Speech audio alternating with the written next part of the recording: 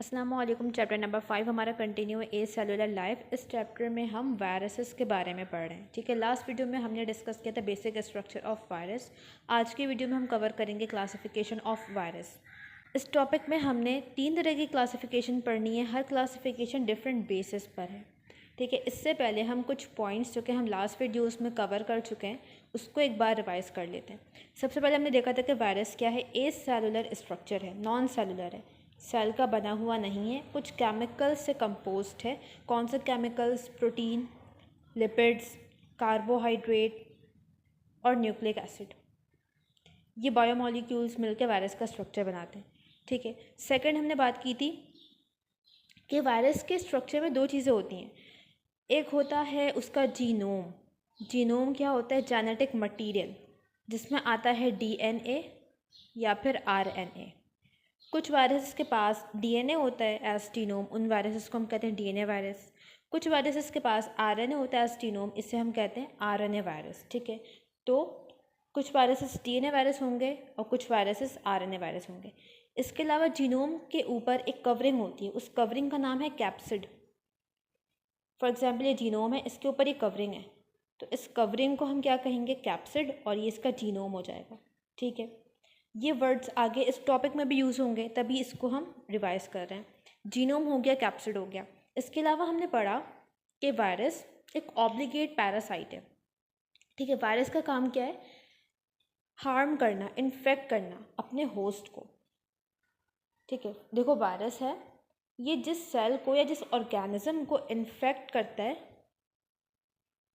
उस ऑर्गेनिज्म को हम कहते हैं होस्ट। ठीक है, जिस सेल को या जिस ऑर्गेनिज्म को वायरस इन्फेक्ट करेगा, उसको नुकसान पहुंचाएगा, उस ऑर्गेनिज्म को हम कहेंगे होस्ट, कि ये वायरस का होस्ट है। सही है, यहाँ तक क्लियर है? अच्छा, अब वायरस क्या है? ऑब्लिगेट पैरासाइट है। मतलब अगर वायरस किसी सेल में एंटर हो गया, किसी बॉडी में एंटर हो गया, तो वो लास्ट में उसको इन्फेक्ट करेगा, क्योंकि वायरस क्या है? एक पैरासाइट है। पैरासाइट हम ऐसे ऑर्गेनिजम्स को कहते हैं जो दूसरे लिविंग सेल्स को, दूसरे ऑर्गेनिजम्स को हार्म करते हैं, उनको नुकसान पहुंचाते हैं। तो वायरस भी इन्फेक्शन करवा रहा है, इसी वजह से वायरस को हमने क्या कहा? पैरासाइट। अच्छा, अब आते हैं अपनी क्लासिफिकेशन की तरफ। क्लासिफिकेशन हमारे पास 3 बेसिस पर गिवन है बुक में। ठीक है, फर्स्ट क्लासिफिकेशन है on the basis of host, के वायरस का होस्ट क्या है। होस्ट अभी हमने बात की, जिस ऑर्गेनिज्म को वायरस इन्फेक्ट करता है उस ऑर्गेनिज्म को हम क्या कहते हैं? होस्ट। तो वायरस का होस्ट क्या है। Second classification on the basis of capsid. Capsid क्या था? जेनेटिक मटेरियल पर जो कवरिंग थी, जीनोम पर जो कवरिंग थी। अच्छा, अब ये जो कैप्सिड है इसके डिफरेंट शेप्स होते हैं। ठीक है, डिफरेंट शेप्स होते हैं। कुछ कैप्सिड का शेप रॉड शेप होता है, कुछ का स्फेरिकल शेप होता है। तो कैप्सिड के शेप के बेसिस पर भी हमने वायरस को क्लासीफाई किया है। सेकेंड क्लासिफिकेशन होगी on the basis of capsid. Third classification क्या? On the basis of genome. Genome क्या है? जेनेटिक मटेरियल, कि वायरस में जेनेटिक मटेरियल कौन सा मौजूद है। डीएनए है, आरएनए है। डीएनए है तो किस तरह का डीएनए है, आरएनए है तो किस तरह का आरएनए है। तो इस बेसिस पर भी हमने एक क्लासिफिकेशन बनाई है वायरस की, तो ये भी हमने इस टॉपिक में कवर करना है। नाउ आते हैं अपने फर्स्ट क्लासिफिकेशन की तरफ, on the basis of host. किस बेसिस पर है? होस्ट के बेसिस पर है कि वायरस का होस्ट क्या है, किस ऑर्गेनिज्म को वायरस इन्फेक्ट कर रहा है। ठीक है, फर्स्ट इसमें कैटेगरी है फाइटोफेज। Phyto means plant. ठीक है, तो जब वायरस का होस्ट एक प्लांट हो, वायरस का होस्ट एक प्लांट हो, तो इस वायरस को हम क्या कहेंगे? फाइटोफेज। फाइटोफेज मीन्स ऐसा वायरस जो प्लांट को इन्फेक्ट कर रहा है। ठीक है, इसी तरह से पहले इसके हम कुछ कैरेक्टरिस्टिक्स देख लेते हैं। फाइटोफेज अगर है एक वायरस तो उसकी क्या कैरेक्टरिस्टिक होगी। सबसे पहले इस फेज में जो जीनोम होगा वो आरएनए होगा। फाइटोफेज आरएनए वायरस होते हैं। ठीक है, इसके अलावा इसका जो कैप्सिड होता है ये रॉड शेप का होता है यूजुअली। हर वायरस का ऐसा नहीं होगा, हर फाइटोफेज का नहीं होगा, पर ज़्यादातर जो यहाँ पर कैप्सिड का शेप है वो क्या है? Rod shape. जो कैप्सिड है वो इस तरह का रॉड शेप का होगा।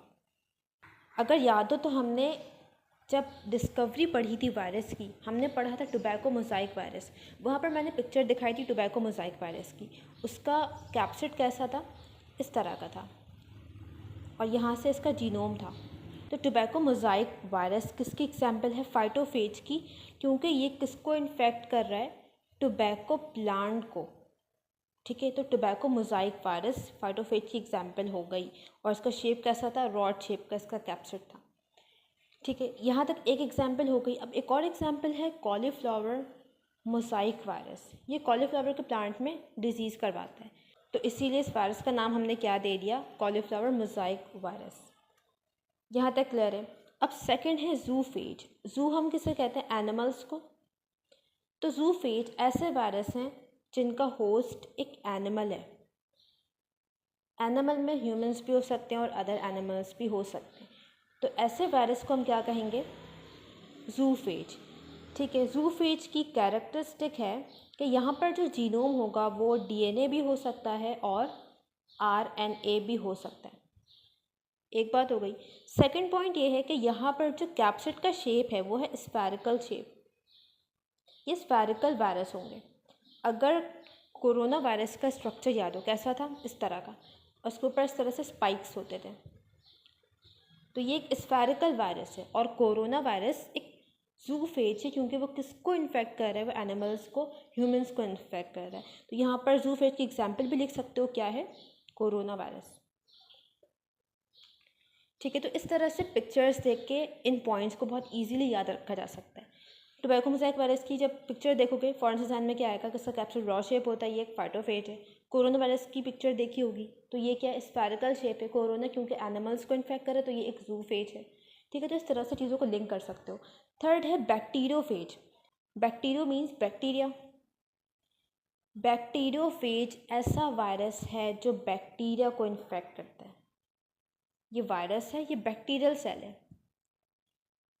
ये वायरस इस बैक्टीरिया को इन्फेक्ट करेगा, तो इस वायरस को हम क्या कहेंगे? बैक्टीरियोफेज। ठीक है, बैक्टीरियोफेज ऐसा वायरस है जिसका होस्ट क्या होगा? एक बैक्टीरिया होगा, बैक्टीरियल सेल होगा। अच्छा, इसकी कैरेक्टरिस्टिक क्या है? ये आरएनए था, ये डीएनए आरएनए दोनों हो सकता है। बैक्टीरियोफेज एक डीएनए वायरस है, तो आरएनए डीएनए और आरएनए डीएनए। ठीक है, अच्छा, अब इसका शेप डिफरेंट होता है। बैक्टीरियोफेज का थोड़ा डिफरेंट शेप है। इसका शेप है कि इसमें एक हेड है और इसका एक टेल पोर्शन होता है। इसका हेड होता है और इसका एक टेल पोर्शन होता है, तो इसको हम कहते हैं कॉम्प्लेक्स शेप। ठीक है, हेड एंड टेल। इसके शेप को आगे हमने डिटेल में डिस्कस करना है। ठीक है, तो वहाँ पर हम इसके एक एक स्ट्रक्चर पे मज़ीद बात करेंगे। तो दो बातें इसमें भी आ गई, इसका जीनोम कैसा है, कैप्सिड का शेप कैसा है। ठीक है, क्लियर है। इसकी एग्जाम्पल में अगर हम देखें तो टी फेज और एक्स फेज, ये कुछ बैक्टीरियोफेज के नाम है। टी फेज और एक्स फेज, इनकी डिटेल में जाने की ज़रूरत नहीं है, बस के एग्जाम्पल्स याद रखो। ठीक है, तो यहाँ पर हमने क्लासिफिकेशन कवर कर ली, किस बेसिस पर? On the basis of host.